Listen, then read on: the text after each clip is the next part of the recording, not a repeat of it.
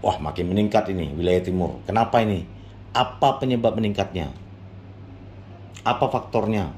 Oh, daerah barat Aceh. Kenapa ini seperti ini kejadian? Kok bertentangan sama hukum adat? Itu kami kaji. Oke, masih ada? Bapak-bapak, ibu-ibu? Ya, dengan Pak, yang tadi restitusi gimana ya? yang restitusi itu harus dipertimbangkan, Dek. Jadi memang di dalam administrasi kita belum lengkap. Ya, namun apabila restitusi tersebut memang sudah dibayarkan dan memang harus kita eksekusi, dia harus keluarkan, tidak menjalani lagi, itu laksanakan. Kuncinya tidak bertentangan sama aturan hukum yang ada. Sudah tuh yang terbaik untuk anak. Lakukan itu.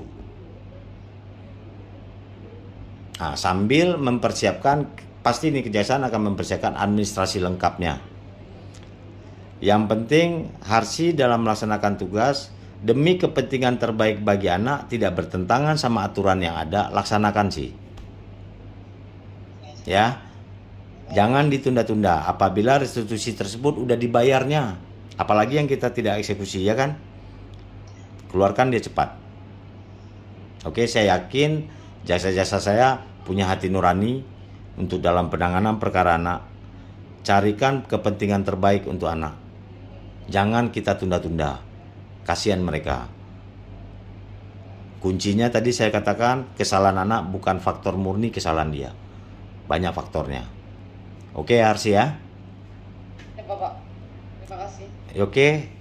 Siapa lagi? Bu Fariza tadi saya lihat. Iya Pak. Nah, izin Pak ya. Ya. Nah, itu kan yang ingin saya diskusikan. Nah, ini kan menyangkut putusan hakim dalam hal putusan terhadap anak, Pak ya. Ya. Mungkin kadang-kadang Pak kan misalnya boleh tidak Pak, ketika anak tersebut misalnya dia mungkin kadang-kadang anak tahu yang mana yang terbaik untuk dirinya. Kalau dia meminta misalnya izinkan saya ditempatkan misalnya di salah satu pesantren ataupun salah satu tokoh ini yang memang saya percaya kepadanya, ataupun yang diminta dikirimkan kepada keluarganya yang dia percayai bisa membimbing dia. Ya. Bisa nggak menyampaikan hal seperti itu dan dipertimbangkan oleh penegak hukum Pak dalam memutuskan putusan? Baik. Selanjutnya yang ingin saya tanyakan Pak, Ya. di versi tadi Pak, biar saya nggak keliru, kalau ada hukuman pidana yang mengatur minimal maksimal, itu yang kita ambil yang maksimal ya Pak? Gimana? Kalau ada? Kalau ada ancaman pidana yang mengatur misalnya ancaman pidananya minimal 4 tahun, maksimalnya 10 tahun, itu yang kita ambil yang mana Pak? Oke. Baik. Kalau untuk syarat diversi, Bu Fariza, itu ancaman maksimal yang diambil. Maksimal. Anak tidak ada ancaman minimal. Jadi minimalnya 1 hari itu.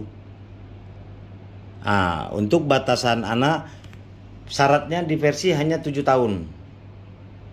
Yang boleh didiversi di bawah 7 tahun. Jadi belum sampai di angka 7 tahun. Apabila dia 7 tahun ke atas, itu tidak bisa didiversi. Takutnya nanti bapak-bapak ibu-ibu berusaha untuk didiversi, ternyata hakim tidak mengeluarkan penetapan, kan sia-sia kita. Berjalan di proses peradilan belum tentu anak akan masuk penjara. Itu kita pahami. Terus yang pertama tadi pertanyaan Bu Fariza, apakah boleh Pak kami mengusulkan si anak minta di pesantren itu? Semuanya boleh. Usulkan yang terbaik, mungkin pesantrennya dekat dari rumah atau dia lebih percaya ke pesantren itu, ya kan Bu Fariza? Ya. Itu pertimbangan usulan-usulan dari pengacara, dari PK Bapas, dari Peksos menjadi pertimbangan oleh hakim. Tapi yang memutuskan boleh atau tidaknya pasti hakim, punya kewenangan. Tapi pertimbangan yang ibu ajukan itu menjadi pertimbangan yang sangat bagus. Jadi hakim punya pilihan. Di mana yang tepatnya anak ini ya? Oh, dia di Aceh Lok Sumawe, tinggalnya di sini. Apa kesulitan nggak nanti orang tuanya mengantar anaknya ke sana? Pertimbangan-pertimbangan itulah yang dilakukan oleh hakim. Dia minta pendapat, mungkin dia panggil jaksa nanti, dia panggil PK Bapas nanti, PH-nya minta di sini loh. Bagaimana ya nih? Saya kan baru nih di Aceh misalnya, kata hakim kan. Hakim silakan tanya. Kalau menurut usulan Bu Farizah yang telah menguasai Aceh, orang Aceh asli, dan paham dengan pesantren itu sangat baik, mungkin menjadi itu putusan hakim nanti di dalam putusannya. Nah, silakan ajukan Bu. Yang penting kita sepakat demi kepentingan terbaik untuk anak, ya kan? Kita tidak ada kepentingan apa-apa di dalam itu. Kita tangani perkara itu demi kepentingan terbaik bagi dia. Nggak apa-apa, nggak ada masalah, Bu Farizah. Baik, Pak. Terima kasih, Pak. Oke. Depan kita lebih baik lagi, Pak. Amin, amin. Masih ada? Tadi ada suara bapak-bapak, saya lihat, silakan. Dengan siapa, Pak? Saya Pak dari Agus Pak, mohon izin share aja Pak. Pak, menurut pengaman kami Pak yang tahapan ini sudah kami lampaui Pak. Jadi tahapan-tahapan seperti ini sudah pernah kami lampaui Pak. Meskipun masih Pak, ada kekurangan sana sini, tapi Pak, pada sore hari ini kami mendapat pencerahan dari Pak An Pak ya. Ya. Betapa pentingnya SPPA ini berlaku untuk di wilayah kami Pak. Jadi memang masalah anak memang masalah yang rumit Pak. Kadang-kadang juga harus melibatkan hati nurani kita juga dan seni kita bagaimana untuk menyelesaikan. Saya teringat Pak ada slogan yang dulu yang pernah saya baca Pak, yang berbunyi bahwa penjara bukan tempat yang baik. Saya rasa sore hari ini kita buatkan lagi Pak, dimantapkan lagi untuk aktif di bidang anak. Iya. Baik, terima kasih Pak Gus memberikan masukan gambaran bagi kami yang muda-muda ini Pak Gus. Saya berpikir untuk penanganan perkara anak harus memang mempunyai hati nurani kita Pak. Hati yang penuh sayang terhadap anak itu. Kita tidak boleh menyamakan penanganan ketika saya selaku jaksa dulu memegang perkara orang dewasa dengan menyamakan dengan saya ketika saya pegang perkara anak. Itu berbeda. Ketika orang dewasa kita melihat kesadisan dia melakukan tindak pidana, itu dimasuk di akal kita, ini kok harus aku balas dengan balas yang setimpal. Kan gitu Pak. Namun ketika kita menangani perkara anak, mindset kita rubah. Ini tidak bisa aku balas anaknya setimpal ini. Nah itu yang saya katakan tadi, faktor kesalahan dia banyak faktor saya bilang.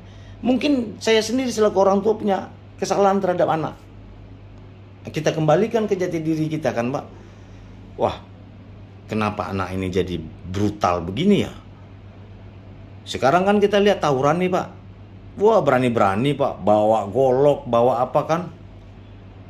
Faktornya banyak. Karena kontrol orang tua kurang.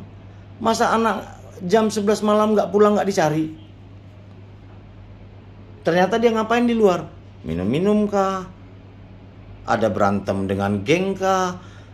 Aku orang hebat, aku bawa ini dari rumahku, bangga. Tapi seorang orang tua gak sadar nih. Enak tidur di rumah, anaknya jam 11, jam 12 belum pulang gak dicari.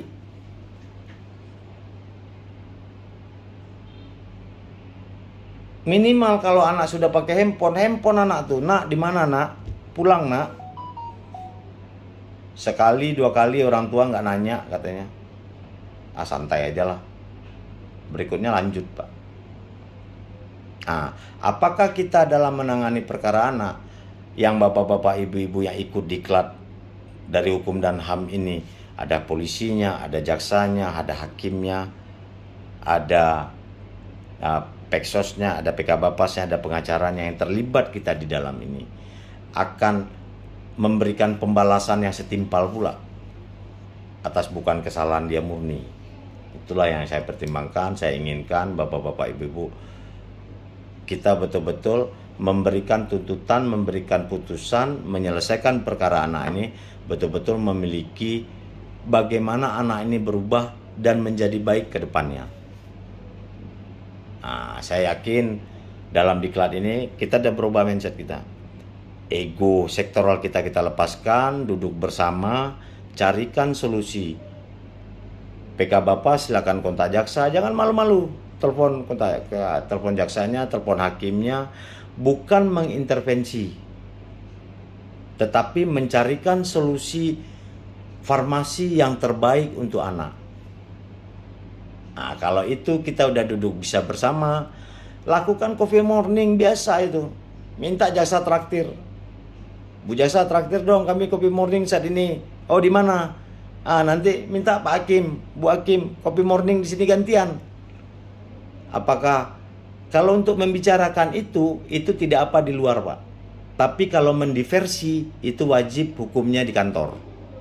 Di kantor kepolisian dia ada hanya tiga tuh, Pak ya. Di kepolisian, di kejaksaan, di pengadilan. Itu tempat diversi. Tapi kalau koordinasi membicarakan masalah anak, silakan coffee morning di KP mana, Bapak. Yang penting ada yang traktir. Ya, ada rezeki jaksanya, ada rezeki penyidiknya. Cair suasana itu, Pak. Jadi ketika musyawarah diversi dilakukan, tidak kaku lagi. Kita udah tahu planningnya, kalau gagal si korban terlalu minta tinggi, ini kita mainkan, ini kita. Jadi kita nggak di bolanya, Pak. Kita yang ngatur pengendalian musyawarah diversi itu. Mudah-mudahan itu bisa diwujudkan. Oke, Pak Eli, terima kasih, Pak Eli Agus. Ya, mungkin ada lagi? Izin, Pak. Ya. Dari? Ya, Pak, dari Samson, Pak, Peradi. Peradi mana, Bu Samson? Peradi Palu, Pak. Palu. Oh, bagaimana Palu? Panas, Pak. Panas ya. Wakil wali kotanya siapa lagi Palu? Pak Nida. Oh, wakilnya Bapak. Kalau dulu Pasa. Ya, Wah, Pak Sigit ya, nyanyi terus lah ya. Sekarang sudah ibu dokter, sampai saya lupa, Bu. Oh, ibu-ibu ya wakilnya sekarang, Pak ya? Ya. Wah, mantap. Oke, silakan Bu Samsan. Ya, Pak. Dari Ini, Palu. Pak, mau tanya, apakah diatur terkait upaya hukum banding, Pak, untuk perkara anak? Karena kami ada pengalaman kemarin, sempat dampingi anak umur 16 tahun, Pak, narkoba. Jadi dia dituntut 112 yang 6 tahun, Pak. Ya. Tapi oleh hakim anak, dia memvonisnya tindakan, Pak, pembinaan LPKS 5 bulan. Tapi kemudian kami dengar kabar dari pihak keluarga pelaku anak bahwa jaksanya banding, Pak. Ya, jasanya banding. Ya. Itu kami tidak mengerti, Pak. Baik. Apakah memang diatur khusus untuk upaya hukum perkara anak atau ada aturan khusus, Pak, yang mengatur atau bagaimana, Pak? Baik. Penjelasan, Pak. Baik, terima kasih Bu Samsan. Di dalam Undang-Undang SPPA itu tidak diatur tentang apakah boleh banding atau tidak. Karena dia lex spesialis, apabila tidak diatur di dalam undang-undang, dia diatur kembali dalam ketentuan umum. Jadi jaksa boleh banding, Pak. Jaksa boleh banding, pelaku boleh banding, pengacara boleh banding terhadap putusan yang menurut dia tidak tepat, tidak pas, atau belum pas. Jadi dibolehkan banding, Ibu. Dibolehkan banding oleh beberapa pihak dan tidak diatur di dalam ketentuan Undang SPPA bahwa perkara anak tidak boleh banding. Itu tidak diatur. Kembali ke ketentuan umum. Kembali ke ketentuan umum, Bu Samsan. Terima kasih, Pak. Oke, terima kasih. Oke, baik. Ada lagi?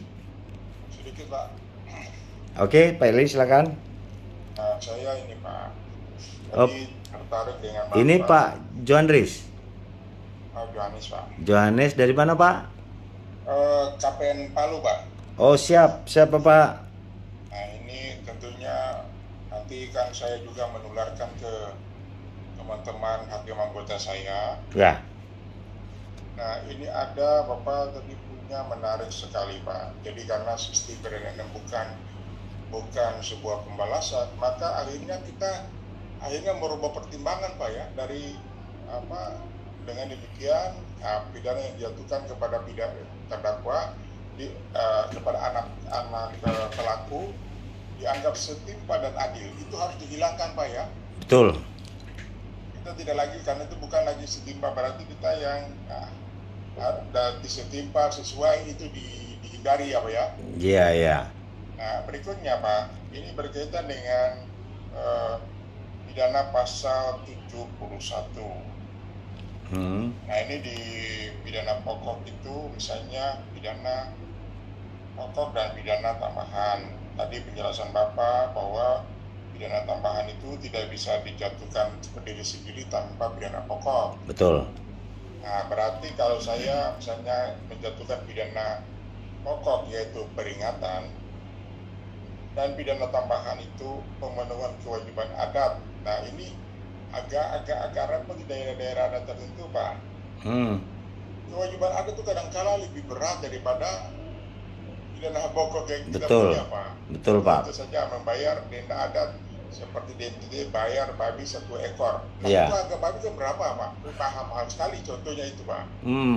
Nah itu kira-kira ada tidak nanti dari Kejaksaan Agung itu menerbitkan tentang batas-batas yang dapat dijatuhkan apabila dikonversikan dengan uang dalam sanksi adat itu Pak, sebagai follow up daripada pasal 71 ayat 2 itu Pak.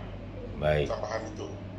Nah kemudian Pak, yang satunya lagi perampasan keuntungan yang diperoleh dari tindak pidana. Nah biasa ini terjadi dalam perkara-perkara anak-anak sebagai bagian daripada pengedar narkotika. Nah, ini biasanya merampas mereka punya. Tetapi ini dalam keseharian ini Pak, kadang-kala anak-anak yang di bawah 14-15 tahun ini Pak, ini kadang-kala menjadikan ini sebagai mata pencarian, atau bukan mata pencarian sih. Jadi ada disuruh oleh orang dewasa dikasih duit. Nah, apakah duit ini dianggap sebagai keuntungan dari perolehan tindak pidana, ataukah ya macam mana Pak? Memang betul bahwa saya tahu bahwa ada teori yang menyatakan bahwa nobody should benefit from crime, tidak boleh seorang pun memperoleh keuntungan dari sebuah kejahatan. Akan tetapi ini ketika anak ini dirampas kemudian diberikan pembinaan dalam lembaga begitu Pak. Ini apa dampak psikologi sepanjang, artinya Bapak yang lebih concern di bidang ini, sepanjang pengalaman Bapak secara empirikal, apakah sudah pernah ada kondisi-kondisi ini terjadi dan mempengaruhi jiwa anak ketika pasal 71 ayat 2A itu diterapkan? Mohon mungkin Bapak berbagi dengan kami. Terima kasih Pak. Baik, terima kasih Pak Johannes, Ketua PN Palu ya Pak ya. Iya Pak. Jadi memang Pak, dalam ketentuan undang-undang ini pemenuhan hukuman adat itu tambahan dia harus sejalan Pak. Pertama, pidana pokoknya harus kita jatuhkan dulu. Iya. Pidana tambahan ada 2, pemenuhan adat sama perampasan harta hasil dari keuntungan dari kejahatan tersebut. Hanya 2 itu. Ketika Bapak jatuhi hukuman pidana pokoknya, misalnya pidana peringatan ya kan Pak? Iya. Ternyata di situ anak ini melanggar ada ketentuan adat. Iya. Dari mana Bapak akan tahu ada dia melanggar ketentuan adat? Pertama pasti dari tuntutan jaksa itu Pak. Mungkin belum sampai ke Bapak selaku putusan hakim akan menerapkan hukuman adat. Dari mana jaksa akan tahu ada pemenuhan hukum adat yang dilanggarnya?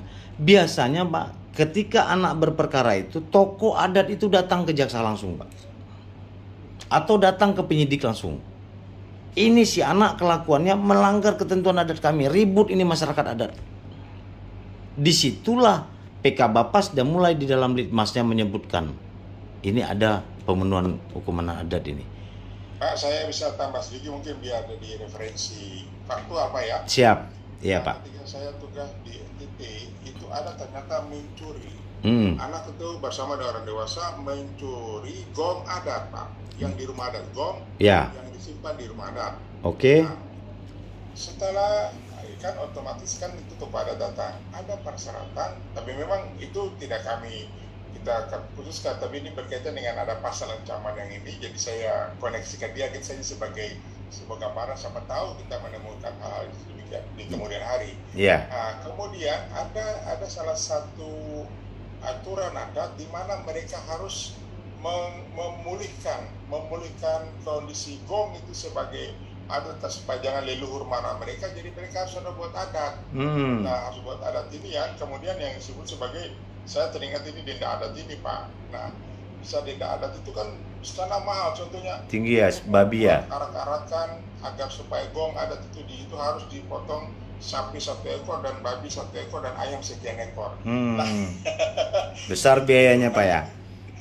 Repot Pak ini, jadi kira-kira makanya saya tanya gini, kira-kira dari Kejagung nanti menerbitkan aturan toleransi yang bagaimana untuk denda adat itu Pak. Terima kasih Pak. Baik Pak Johannes. Jadi gini Pak Johannes, ketika jaksa akan menuntut adanya pemenuhan hukum adat, itu jaksa tersebut harus mengetahui dulu apa sanksinya. Dia diskusi dulu Pak dengan pemuka adat tersebut, dengan tokoh adat tersebut. Jangan hanya semua permintaan adat itu dikabulkan atau di dalam masukkan dalam tuntutan jaksa. Nah, itulah makanya membahayakan nggak kepada kesehatannya atau membahayakan nggak kepada keuangan keluarganya. Percuma orang dituntut tetapi dia tidak bisa menyelesaikan. Nah, jaksa harus paham dulu itu. Nanti ketika jaksa udah paham itu, dia berani melakukan mengajukan tuntutan tambahan itu Pak. Itu pun jaksa yang hebatnya dia langsung koordinasi sama hakim Pak. Sebelum rentutnya itu di ACC. Bicarakan dulu sama hakimnya. Misalnya Pak Johannes selaku ketua PN-nya memegang perkara itu langsung misalnya kan. Pak Johannes mungkin akan menerima langkah jaksa itu koordinasi, Pak saya mau lapor Pak Kajari pesan ini. Atau kasih pidum begini Pak, masyarakat adat udah ngamuk Pak di bawah. Kita melihat nih riak masyarakat adat, ya kan Pak? Apa langkah kita Pak? Dia harus cari kerbau, cari babi, cari ayam. Biayanya ini anak nggak sanggup Pak. Saya selaku eksekutor nanti bagaimana menghadirkan ke tokoh masyarakat Pak? Apa nggak dicincang ini anak ini nanti? Pertimbangan-pertimbangan itulah Pak yang perlu dikoordinasikan dengan baik. Mungkin dengan jaksanya yang masih muda, Pak Johannes selaku ketua PN di situ, mungkin suara Pak Johannes mungkin lebih didengar oleh tokoh masyarakat. Undang mereka Pak. Saya akan putus perkara ini, tapi mungkinkah anak ini harus dibebani dengan syarat hukum adat yang cukup tinggi? Tolong pertimbangkan. Saya yakin dimanapun kita berada tugas Pak, yang namanya hukum adat pasti mengikuti perkembangan zaman. Itu pasti, itu nilai dari hukum adat. Setiap hukum adat pasti mengikuti zaman, perkembangan masyarakat adat. Tidak akan mungkin hukum adat selalu ketinggalan di dalam perkembangan hukum adat. Sisi-sisi itu selaku kita mungkin kayak ketua PN, Bapak yang memegang perkara itu mungkin lebih didengar oleh tokoh adat. Jaksa udah lapor saya, ternyata sanksinya cukup berat. Bisa nggak sanksi yang ini aja dia dikabulkan? Saya akan putus perkara ini, biar jaksa mengeksekusi. Tetapi kalau semua syarat harus terpenuhi, saya sanggup si anak ini tidak akan bisa. Akan bertentangan kan Pak putusan kita dengan hukum adat? Pasti itu Pak. Kalau semua syarat itu tuh harus dilaksanakan oleh anak yang tidak mampu apa-apa keluarganya. Harus beli kerbau, harus beli babi, harus beli ayam, harus makan bersama 3 hari 3 malam. Wah itu saya bilang kan, hukum adat pasti mengikuti nilai-nilai yang tumbuh di masyarakat Pak. Di mana aja hukum adatnya, dia tidak boleh tinggal. Nah mudah-mudahan Pak Johannes di Palu kita masalah hukum adat cukup kuat. Terus Kejaksaan Agung pasti belum bisa mengeluarkan bagaimana ketentuan batasan berapa atau berapa biaya yang harus diapakan. Karena adat istiadat di Indonesia berbeda-beda, Pak. Iya, Pak. Nggak bisa ditentukan di Minang seperti ini, di Palu seperti ini, di Papua. Namun pasti Kejaksaan Agung memberikan kepada jajarannya untuk mencermati bagaimana perkembangan adat ketika kamu tugas di sana. Nah, cepat harus menyesuaikan itu, Pak. Harma humanis dan harus mengedepankan hati nurani, itu perintah pimpinan. Karena humanis dan hati nurani itu tidak ada di dalam buku, kata beliau, Pak. Memang betul, Pak. Itu tidak ada di diklat PPJ, di diklat jaksa itu nggak ada. Tetapi adanya di dalam hati kita. Ketika kita melaksanakan di lapangan, ambillah sikap dengan penuh dengan hati nurani. Jadi kalau saya dulu, Pak, sebagai jaksa, kalau waktu itu masih sidang-sidang itu tuh, Pak, di Tanjung Pinang, di Tanjung Balai, Tanjung itu, hakim itu sama saya anggap sebagai orang tua saya, Pak, tempat saya mengadu. Ketika hati nurani saya mau menuntut, 3 hari sebelum saya tuntut, apalagi tuntutan hukuman mati, hukuman 15 tahun, itu nggak tidur mata saya, Pak. 3 hari sebelum saya tuntut, saya ajukan rentut, nggak tidur saya. Bagaimana saya bisa tidur tenang? Saya bertanya dulu, Pak, ke majelisnya, ke ketua hakimnya, hakim ketuanya, Pak. Pak, aku nggak tidur deh, Pak. Berapa bagus kita tuntut ya, Pak? Hakim bingung. Kok nuntut nanya sama kami? Kami kan hanya putus. Itulah, Pak, minta kekuatan kepada orang tua, karena kami hanya bisa menuntut. Hakimlah yang menentukan betul nggak tuntutan Anda atau tidak penilaiannya. Nah, itu saya sering lakukan. Saya sharing, nggak malu saya bertanya. Terus nanti saya mungkin akan bicara, Anjaya sampai Kajari ditanya, kamu kok nuntut dia 15 tahun kenapa? Saya udah sharing, Pak, saya sharing sama hakim, kayaknya memang 15 tahun yang pas, Pak. Jadi telepati kita pun udah sama-sama sejalan. Yakinlah hakim Kajari langsung meneken, setuju rentut 15 tahun. Enak kan, Pak, dalam kerja kita seperti itu? Keraguan-raguan kita diyakinkan oleh si pemutus perkara. Mungkin hakim menilai ini harus bebas, Pak Anjaya. Saya harus balik lagi ke kantor, Pak, kayaknya bebas nih, Pak. Karena menurut hakim sisi yang dilihat ini, Pak, menjadi pertimbangan. Nggak menutup kemungkinan Kajari juga kopi morning sama ketua PN, atau duduk kopi di mana, Pak, masa bebas juga. Pertimbangan ini. Bukan intervensi atau dia, tetapi mencari formasi yang paling bagus. Iya enggak, Pak Janis? Betul sekali, Pak. Mudah-mudahan jasa-jasa yang baru-baru yang masih muda-muda itu juga dilakukan. Jadikan itu orang tua kita, jangan malu. Hakim itu jadikan partner kita pengacara, bukan musuh kita. Kita mencarikan formasi yang terbaik. PK Bapas begitu juga. Pertimbangan PK Bapas mungkin lebih tajam dari kita, karena dia yang ketemu si anak itu langsung. Dia berbicara sama orang tuanya langsung. Pertimbangkan itu semua. Koordinasikan yang baik, lepaskan ego sektoral kita ketika kita berbicara tentang anak. Saya yakin semuanya clear, Pak, nggak ada yang nggak clear. Oke, baik. Masih ada?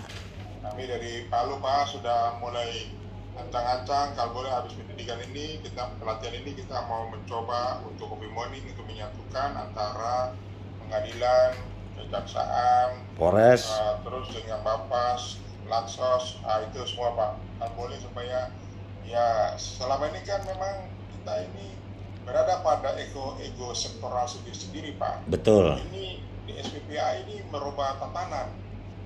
Karena selama ini kan kalau kita mau berkoordinasi soal seperti yang Bapak kabarkan tadi itu, seolah-olah kita itu ada 2 kemungkinan. Kita sangat kompromistis atau kita melacur jabatan untuk sebuah, padahal memang karena tujuan utama adalah kepentingan terbaik untuk anak, maka otomatis kita kan harus mencairkan seluruh ego sektoral seperti itu, Pak. Kami sudah coba-coba bicara untuk itu, Pak. Mohon dukungan, Pak, ya. Siap Pak Yanis. Pasti kami dukung.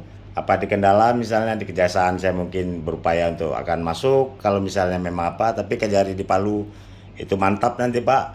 Pokoknya ya, buka dulu. Iya. Bapak buka dulu, Bapaklah gongnya. Karena baru keluar dari sini Bapak di jabatan ketua PN-nya Pak. Bapak mungkin nanti hasil dari itu Pak bisa dibawakan apa kekurangan kita, kelemahan kita bawa ke tingkat wali kotanya Pak. Ajak duduk bersama wali kotanya. Kalau perlu bawa ke tingkat provinsi nanti Pak, di provinsi lagi nanti. Saya yakin itu bisa dilaksanakan dengan niat yang baik Pak Yohanes. Iya Pak, makasih Pak. Baik, oke, saya rasa cukup. Udah jam 3:30. Ibu-ibu. 4:30 di sini Pak. Udah 4:30 di situ kan Pak? Ya, tapi jam pulang puasa itu jam 3. Jam 3 betul sama kita Pak. Ketentuan ASN jam 3. Berarti Pak Yohanes nggak dengan buka puasa. Nah, nanti kapan-kapan saya diundang ke Palu Pak Yohanes. Insya Allah kapan-kapan Pak. Ya. Kita kumpul. Oke, baik. Saya cukupkan di sini. Saya harapkan harapan kami sebagai trainer dapat disambut baik oleh seluruh pelopor-pelopor 30 orang peserta di kelas 67 ini di Hukum dan HAM. Saya yakin dengan niat yang sama, semangat yang sama, kepedulian yang sama dalam menangani perkara anak, nggak ada yang sulit. Nggak ada LPKA, nggak ada LPKS, nggak ada solusinya. Tapi dengan cara hilangkan ego sektoral, duduk bersama, sudah tuh dengan semangat yang sama. Baik, terima kasih Bapak-Bapak Ibu-Ibu, sampai sore ini masih semangat semuanya, saya bangga. Semoga selaku pelopor Bapak-Bapak Ibu-Ibu dapat melaksanakan tugas dengan baik di lapangan. Wabillahi taufiq wal hidayah. Wassalamualaikum warahmatullahi wabarakatuh. Waalaikumsalam warahmatullahi wabarakatuh. Baik, terima kasih Bapak Hanjaya atas paparannya, sangat menggugah hati semua para peserta, termasuk saya sendiri dari hasil studi kasus sampai dengan diskusi. Semoga kita semua para pejuang ABH terlaksana dari hasil pembelajaran ini, terutama Pak Jo ya yang punya cita-cita untuk menyatukan semua ABH di wilayah Palu. Terima kasih Pak Jo, kalau misalkan nanti mohon izin bisa diliput ya Pak ya, supaya nanti menjadikan contoh yang baik untuk APH yang lain dan di wilayah yang lain. Demikian Pak Jo pesan kami dari BPSDM, dan ketika nanti ada kendala sangat kami membuka diskusi untuk narasumber yang bisa mungkin dihubungi gitu Pak. Ya, siap Pak. Ya, makasih Pak. Sama-sama. Baik, kita tutup. Silakan laporannya Bapak Ibu yang bertugas. Bu Ros. Siap Pak. Siap.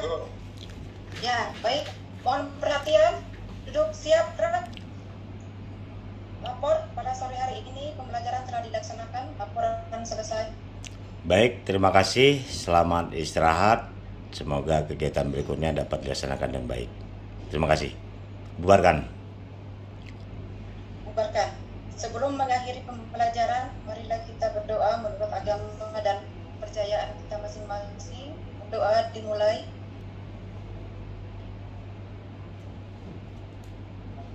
Selesai. Istirahat di tempat, gerak. Ya. Terima kasih. Terima kasih Pak Hanjaya. Terima kasih semuanya. Terima kasih Pak. Oke, terima kasih. Ya, sama-sama. Assalamualaikum. Waalaikumsalam. Izin saya live ya. Terima kasih semua. Selamat berbuka puasa. Salam. Ya. Mas Ari, terima kasih. Sama-sama Ibu.